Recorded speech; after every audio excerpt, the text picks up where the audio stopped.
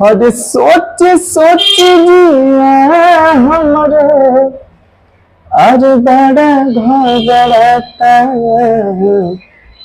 दरोगा जी हो। और 4 दिन से पियबा न पाता दरोगा जी हो। 4 दिन से पियबा न पाता। आगे कैसे कहा तारी?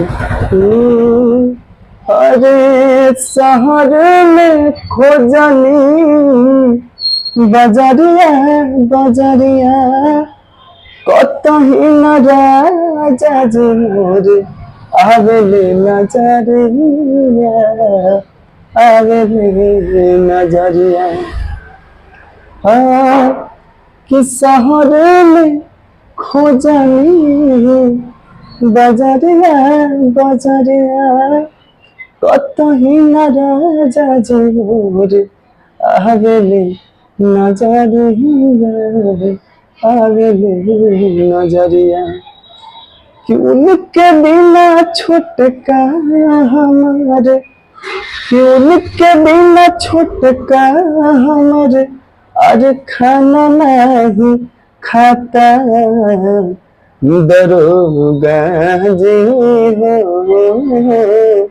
और 4 दिन से पियबा न पाता दरोगा जी हो।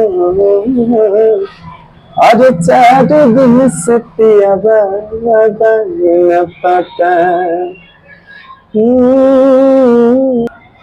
और कैसे कहता री? कि लिखना रे पुट रहुआ न सोची बेचारी अपना बला न जीते कैसे बिसारी कैसे बिसारी।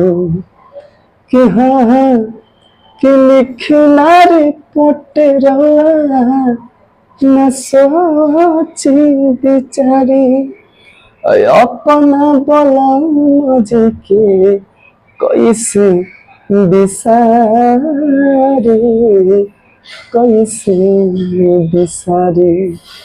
कि केतनो लगावा तनी केतनो लगावा तनी लगत नहीं खेपाता दरोगा जी हो।